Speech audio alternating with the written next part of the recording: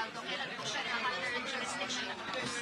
Okay, si Colonel Grijaldo ay nakadetain ngayon sa detention facility ng House of Representatives simula po nung December 14. No?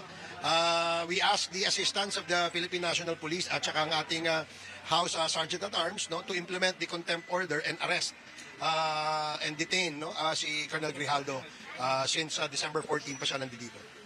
Kung nirereklamo kasi niya, Well, yung una, he was not, actually, sabi niya kasi nasa hospital siya, he wants to stay in the hospital and have a hospital arrest. But of course, we did not allow that because sabi ng mga doctors niya, pwede naman, ambulatory siya, pwede siya lumabas, pwede siya maglakad. There's no reason for him to stay in the hospital. So, ang ginawa natin ay in-implement natin yung arrest order sa kanya. So, we asked the SAA and the Philippine National Police to assist the House to implement the order. Hindi na-qualify sa kanya yung gaya nung kay Wilkins na SPM of Christmas. Hindi kasi he failed to attend 4 times, no.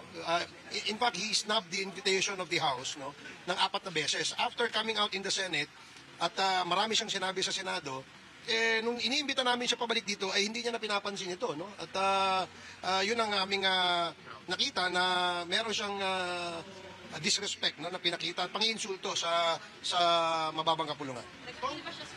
Wala siyang appeal so far. Well, I have not received any motion for recon or any appeal from his end sa ngayon. pero kung dito na siya magpapasko ng bagong taon, Malamang, dito na siya magpapasko at saka magbabagong taon. of course, kailan mo papatawag si Grijaldo sa Quadcom? So, next year mo ba? Yes, baka magkaroon kami ng, when we resume, no, on January, baka 2 days, 3 days later, meron na naman tayong Quadcom hearing. Detention order niya hanggang matapos committee report.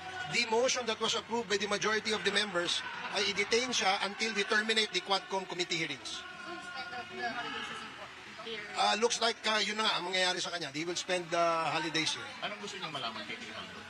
Unang-una, no, ano yung aksyon na ginawa niya nung nangyari yung Barayuga assassination. I remember he was the chief of police ng Mandaluyong City and apparently wala pong reports na ginawa, no?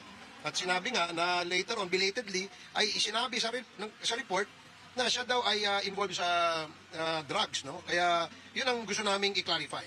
so he was arrested in the hospital, TNT hospital. He was asked to be transferred to the house detention facility. In effect, it was sort of an arrest kasi in effect, in-implement lang yung arrest order, no, na inisyo ng Quad Committee sa kanya. But he was still confined, right? He was still confined. He was not confined. He was in the hospital. No, he was in the hospital. I think he was having his checkup. Apparently, he says that he is confined, no, and he wants to stay there and have a hospital arrest. And of course, hindi naman, after consulting with his doctors, with the doctors of the PNP, and our house doctors, no, yung doktor mismo na dito sa atin sa House of Representatives, ang nagsinasabi ay wala namang problema because he's mobile, he's ambulatory, he's perfectly normal. And Ano siya nakuha? nasa hospital siya. Doon siya, I think he was having his checkup. Okay. Okay?